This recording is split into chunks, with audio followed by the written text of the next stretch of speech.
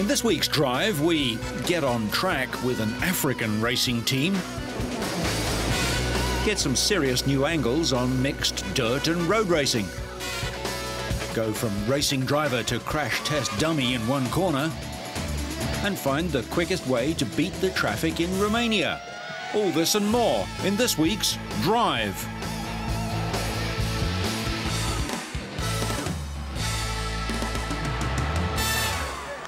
Ferrari's record-breaking season may go down in the Formula One history books as the peak of Michael Schumacher's career, and the 2004 winning team gathered at Monza to celebrate a dream season with thousands of fans. Grazie per il vostro supporto, viva la Ferrari! The team wrapped up the longest championship in Formula One history with 15 wins from 18 races and their 6th consecutive Constructors' crown. Schumacher took 13 wins, a record for a single season, while his 7th title should stand unmatched for decades, if the 35-year-old German doesn't capture an 8th next year. Ferrari claimed a record 262 points, 82% of the total available. The German could never have imagined such a dream scenario before he decided to join Ferrari from Benetton back in 1996. Ferrari was a sort of option, but it wasn't very serious initially, because when I think about Ferrari at the time, were my thought, didn't finish many races, didn't win a lot of times. So it was,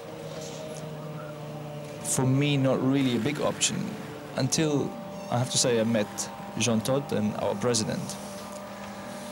When I met these people, the story changed a lot, because with the human aspect, I got to know a little bit more about the team, and my choice was a lot more easy to decide for Ferrari.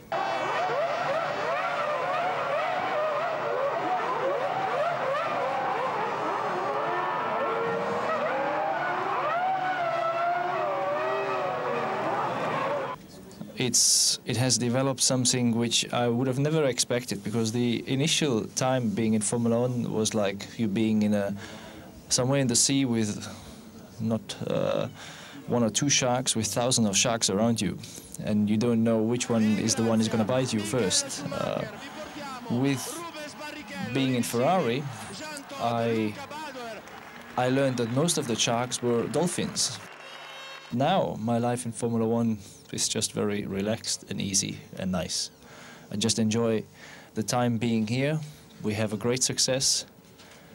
My private life has been turning out in a fantastic way. It's just a love dream I live. It wasn't all plain sailing, however. At the inaugural Chinese Grand Prix, he qualified 17th and laboured to 12th place, the worst finish of his entire career.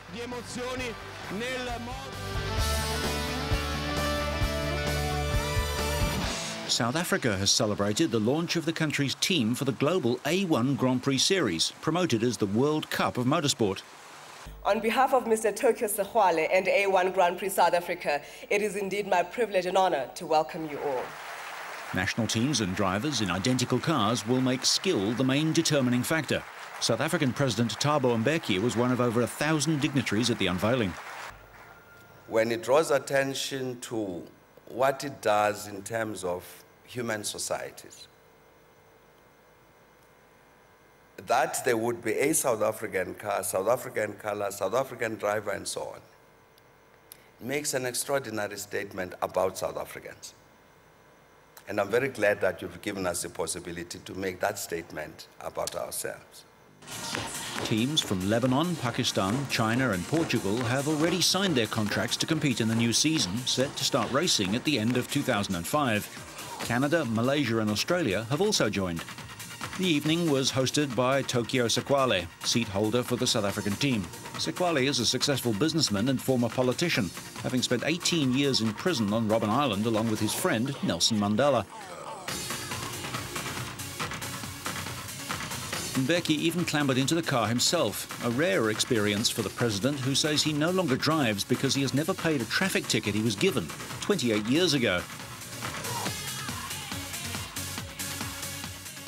Motor racing was special because when you're in prison, you sit. you are imprisoned, you have time. And motor racing, particularly F1, is quite long. So prisoners watched it quite long. Nelson Mandela knew almost all the drivers by name, Lotus, cars, Ferraris, McLarens. Knew the drivers, liked Ayrton Senna very much. Met Ayrton Senna when he came out of jail. Was very disappointed after the death of Senna. I know for sure that the world is taking notice of A1, and simply by the turnout here. And I'm sure each launch will get bigger. I mean, you see competitiveness about, I have a bigger launch than your launch, and my car is nicer than your car. I mean, we have people saying, no, let's redesign our car, let's do this, let's do that. So it's brilliant. I mean, the competition started before actually the event starts. I think the concept, more than anything else, is just absolutely fantastic. It's nations against nations, and the ability to be able to change the driver if you so wish, because the most important aspect is going to be the nation and the team. And I mean, I just think the concept's fantastic, and it can't help but succeed. Identical cars without electronic aids and with over 550 brake horsepower will race in the Northern Hemisphere winter during the Formula One off-season.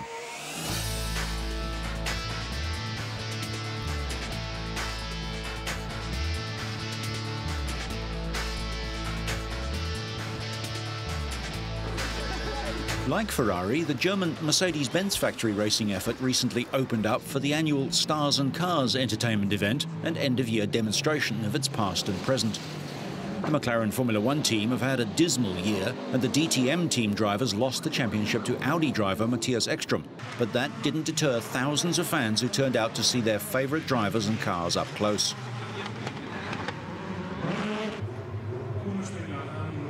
Austrian Alexander Wurz and Pedro de la Rosa are the test drivers for the McLaren team, and they were in demand with the fans. The cars from the German touring car teams put in a few display laps before all the drivers were given mementos of a close-fought season. Foremost among them was young English driver Gary Paffett, who narrowly missed winning the series after his car ran out of fuel after a race and he was ultimately disqualified. With obvious support from the crowd, outgoing Scottish driver David Coulthard managed to hide his bitterness at being dumped by McLaren with a smile. The 13 times Grand Prix winner will be replaced by Juan Pablo Montoya at McLaren, and team boss Ron Dennis looked embarrassed at the support for Coulthard. But high up on the building, a surprise was in store for the assembled fans. Double world Formula One champion Mika Häkkinen appeared with the stunning announcement that he was to come back out of retirement to race in the DTM Touring Car Series next year. Häkkinen retired from Formula One in 2001, but tested a DTM car in Germany last month. He will race an AMG Mercedes C-Class in the series. Motor racing is my life, and not only motor racing, it is driving a racing car. And we started talking with Norbert and with the Mercedes people about me coming back to racing, and we understood that way the DTM in 2005 is the best option and the most ideal for all of us, and that definitely makes me very happy. His former teammate, Kimi Räikkönen, scored just 1 win and 2 seconds this season and will have Montoya as a teammate next year. Yeah, it's okay, it's different to have a new teammate, but in the end it doesn't change my position in a team or my work in a team. But it will be interesting to see what happens next year. But I think so, it will be good fun, and we see how we do. Coulthard is hoping for a return to Williams to replace Montoya after Williams failed to snatch Jenson Button away from BAR. At this moment, obviously, I've made it quite clear that I would like to continue racing and continue in Formula One. And that's my goal. That's what I work towards. Häkkinen hopes to be competitive soon in a championship that has given a career extension to other retired Formula One drivers such as France's Jean Alesi. McLaren will just be hoping for a return to the glory days when they ruled supreme.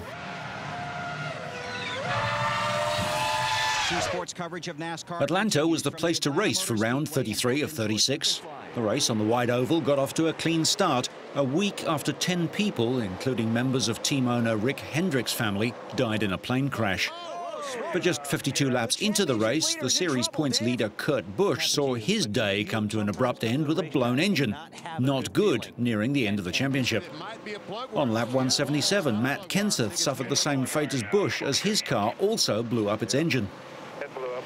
I think it broke some in the valve train, but I blew it up now. Dale Earnhardt was among the contenders for the title, but with just 15 laps to go, his championship hopes were dealt a blow when he crashed with Carl Edwards. Later, Earnhardt said the crash was not Edwards' fault, but the result of two drivers going hard for the lead. The replay from Earnhardt's in-car camera showed just how hard he hit the inside wall. Because of the crash, Earnhardt fell to 5th in the points table, 98 points behind the leader, Kurt Busch. 3 and 4. Although Mark Martin dominated much of the race, Jimmy Johnson took the lead after the last pit stops and held on for his 3rd consecutive victory and his 7th this season. With the win, Johnson moves from 9th to 2nd in the points race, 59 behind Busch. But because of the recent tragedy involving the Hendrick team, it was a subdued celebration with crew members from all 5 of Hendrick's teams in the victory circle along with Johnson. 7 days previously, Johnson's victory at Martinsville was completely overshadowed by the plane crash.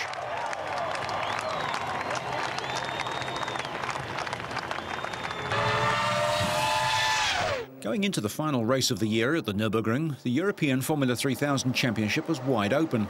But championship leader Fabrizio Del Monte was eliminated at the start when his fast-starting teammate Tor Graves had to swerve under full power to avoid a stalled car ahead of him. Unaware of the chaos behind them, the leading pack arrived at the first corner and 3 more cars speared off into the scenery, among them pole sitter and title contender Norbert Siedler of Austria. Any hopes of the title were gone for Del Monte and Siedler, who at least managed to drive back to the pits but was forced out with suspension damage. You can only imagine what the two drivers and the team manager would say to each other away from the cameras. This left Nicky Pastorelli with only a challenge from Alex Lloyd to prevent him winning both the race and the championship. Although Lloyd closed up to 0.4 of a second at one point, he was not fast enough to overtake Pastorelli and finished second. A replay shows that Del Monte was disastrously unlucky. As a back row starter, you can't see what's happening ahead, and if a car stalls or is slow away, you have to react fast. Fausto Ippoliti and Bernhard Aunger passed Belgian teenager Maxime Hodenk, and Johnny Reed made up ground to join the battle for 3rd, while Hodenk was also being caught by Matthias Lauda. It was this collision between them which caused a 2nd safety car outing. Lauda made a lunge up the inside of Hodenk and the two tangled wheels, causing the GP racing driver to roll. It was at a slow part of the circuit and the structure of the car performed perfectly to keep the driver intact and unhurt. Hodenk's only injury was a sore foot caught up in the pedals. The retirements of Lauda with suspension damage and Giudice reduced the field to just 7 cars. Bernhard Aunger was the fastest driver on the track, and when Ippoliti ran wide on lap 33, the Austrian took advantage and moved up to 3rd place behind Pastorelli and Lloyd. Thus, an ecstatic Nicky Pastorelli of the Netherlands won the final race of the Euro 3000 Championship in Germany to take the championship by just 1 point from Del Monte, with Siedler a further 8 points back.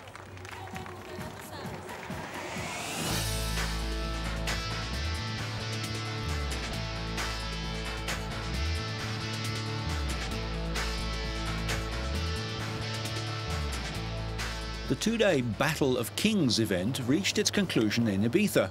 Participants included current World Indoor Trials champion Adam Raga, Dakar Rally motorbike winner Nani Roma, 2004 MX3 World Motocross champion Yves de Maria, German touring car champion Matthias Ekstrom, MotoGP star Max Biaggi, and special guests such as Niki Lauda and his son Matthias.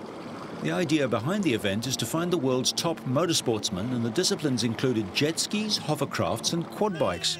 Battle of the Kings is the brainchild of Austrian Heinz Kinnegadner, and the event was being staged for the 4th time. Former motocross and rally champion Kinnegadner came up with the idea of combining various land and water motorsport disciplines into one competition. Kinnegadner is also one of the initiators of the Wings for Life Foundation, to which proceeds from the competition will go. Wings for Life, established by Kinney and his friends, has set itself the goal of making sure that no young athlete has to spend the rest of his or her life in a wheelchair after an accident. Through their participation, the stars of the Battle of Kings made both a moral and a financial contribution to this ambitious research project into the central nervous system. The foundation also develops innovative therapies and prevention measures. Max Biaggi may have been surprised by the elements that make up the Battle of the Kings, but he certainly enjoyed his time in Ibiza. Crazy, wet, dirty.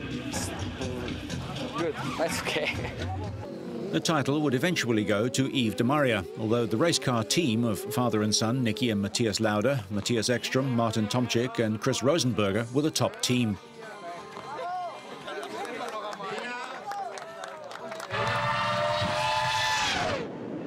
The 2004 Supermoto season continued with a track built on a disused airport runway in Athens, Greece, staging round 7.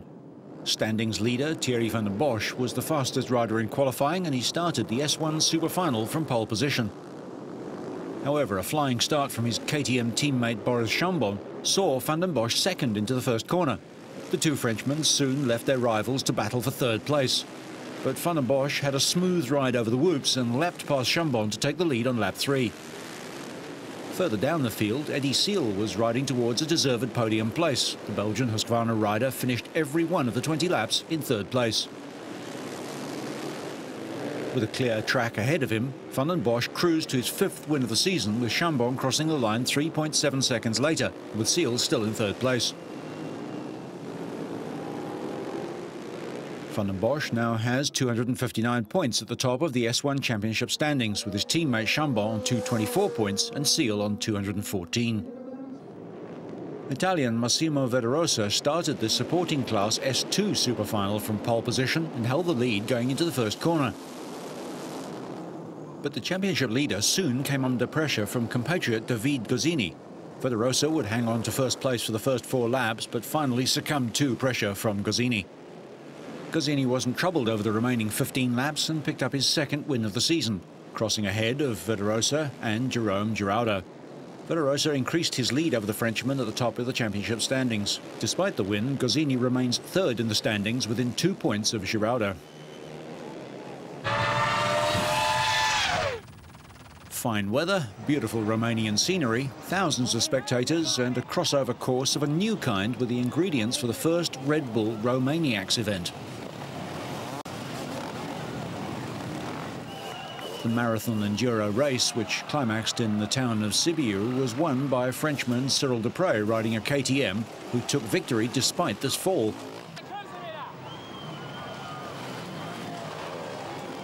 Pole Bartosz Zabluki was 2nd on a Yamaha, with Finn Kari Tainanen and South African Alfie Cox both riding KTMs, filling the next 2 places. All are highly experienced enduro riders and veterans of races such as the Paris-Dakar ultramarathons. A brick factory, unused for years, with obstacles of concrete, wood and steel, a mobile bridge over the river and an asphalt route in the inner city, made the riders sweat for 2 hours on the final stage. It was obvious that the tired participants and the organiser, Martin Frindabets, were very satisfied with the way the event was run. Dupre declared it was the best enduro track he'd ever ridden. The Frenchman said the race was long, hard and very technical, which was to his advantage. 4th-placed Cox was also very impressed. I thought I was living in paradise in Africa, but what I saw riding through this landscape beats everything else, he said. The race, with 100 starters, consisted of a prologue in Bucharest, followed by 4 daily races across the Romanian Carpathians before the final in Sibiu. The prize-giving ceremony for the 2004 FIM MotoGP World Championship took place in Valencia after the final race of the season. It saw the presentations of medals by FIM President Francesco Zerbi to the 3 world champions, Valentino Rossi in MotoGP, Dani Pedrosa in 250s and Andrea Dovizioso on 125s. El trofeo de campeón del mundo de MotoGP. So Francesco Zerbi there presenting Valentino with his award and his medal.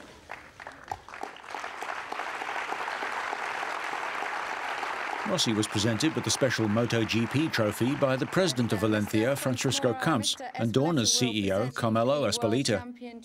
Other awards were presented to the second and third, classified in each category, respectively Sete Gibernau and Max Biaggi.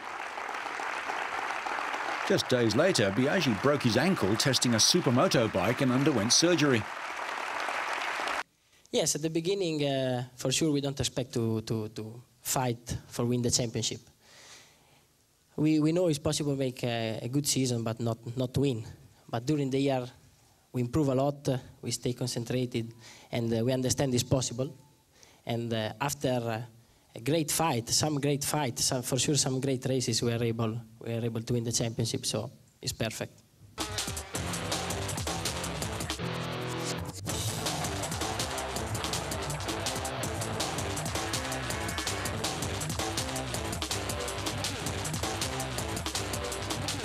In the 250s, Argentina's Sebastian Porto collected the runners-up medal and Randy de Punier third behind the champion, 19-year-old Dani Pedrosa of Spain. 250cc world champion.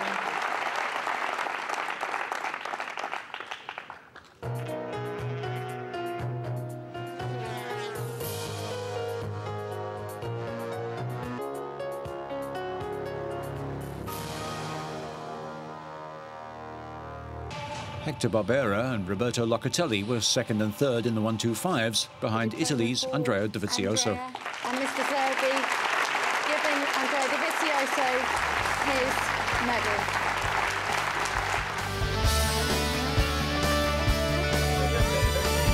And finally, in an event which would make millions of bike racing fans glow green with envy, basketball legend Michael Jordan fulfilled the ambition of a lifetime when he completed several laps of the Ricardo Tormo circuit aboard a MotoGP bike, one of the fastest motorcycles in the world. A keen motorcyclist since the age of 5, the former Chicago Bulls star was on a private trip with friends to see the final MotoGP round of the season.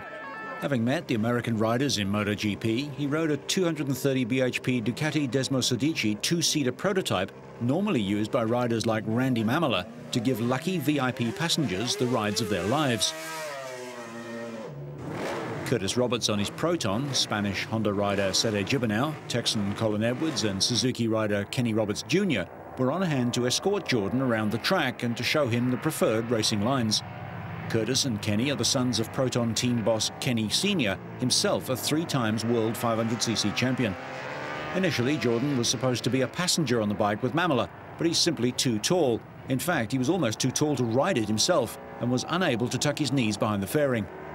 Afterwards, Jordan revealed that Gibernau had talked him into riding the high-powered racer.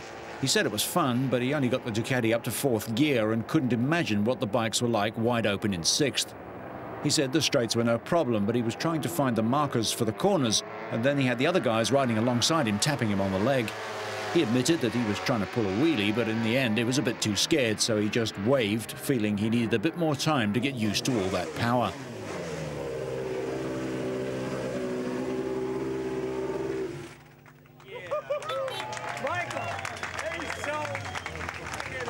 He then joined Valentino Rossi on the track in a BMW 645Ci, Rossi's best qualifier award for a year-long qualifying time, just 0.96 of a second ahead of Gibernau.